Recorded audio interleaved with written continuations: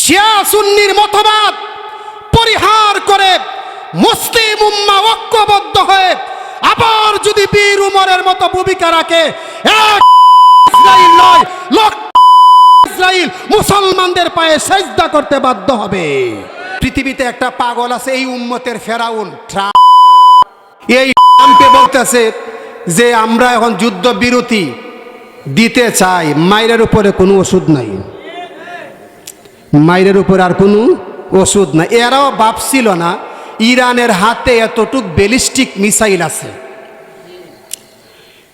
শিয়া সুন্নির মতবাদ পরিহার করে মুসলিম উম্মাহ ঐক্যবদ্ধ হয়ে আবার যদি বীর উমরের মতো ভূমিকা রাখে, ইসরাইল নয় লক্ষ মুসলমানদের পায়ে সিজদা করতে বাধ্য হবে। আবার যদি বদরের 313 জন সাহাবীর মতো বুক টান টান করে ঐক্যবদ্ধ হয়ে সীসা ডালা প্রাচীরের মতো রাজপথে দাঁড়ায়, ব্রিটেন সব কুফরি শক্তি বঙ্গোপসাগরে ভেসে যাবে।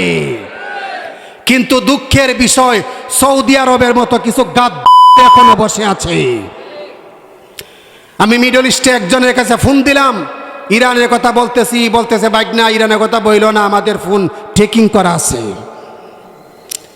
এর মানেই হলো নামদারি ওরা মুসলমানের দেশ। কথা বলেন ঠিক না বেঠিক? বাবু সুকুমার রায়ের একটা কবিতা স্মরণ হইছে আমাদের বর্তমান মুসলমানদের অবস্থা। বাবুরাম সাপুরে কোথায় যাস বাপুরে, আয় বাবা দেখে যায় দুটো সাপ রেখে যায়, যে সাপের চোখ নেই নোক নেই শিং নেই, ছুটে নাকি হাঁটে না, কাউকে সে কাটে না, নেই কোনো উৎপাত, খাই শুধু দুধ ভাত, তেরে মেরে ডান্ডা করে দিব ঠান্ডা। সাফ কিন্তু সুপ দিতে পারে না, এটা কি সাফ নামে কলঙ্ক না?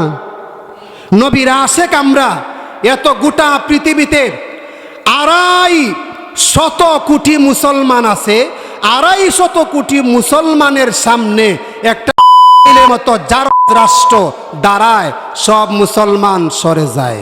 কেন? প্রত্যেক মুসলমান এর কাছে বিয়া বই রয়েছে।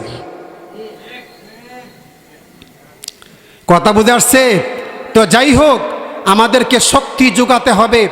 আজকে আমরা যখন জিহাদের কথা বলি, আমাদেরকে বলে we are most wanted international terrorist, আমরা নাকি আন্তর্জাতিক।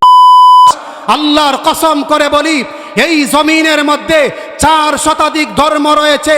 সমস্ত ধর্মকে যদি এক পাল্লাতে দেওয়া হয়, কুরআন আর ইসলামের ধর্মকে যদি আরেক পাল্লাতে দেওয়া হয়, আল্লাহর ইজ্জতের কসম, আল্লাহর জাতের কসম, ওয়াল্লাহি ওয়া রাব্বিল কাবা, ইসলামের সম্মান সমস্ত ধর্মের চাইতে শ্রেষ্ঠ। এরপরও আমাদেরকে বলে আমরা কেন? এরা আমাদেরকে বলে তাদেরকে যেন সন্ত্রাস না বলতে পারি।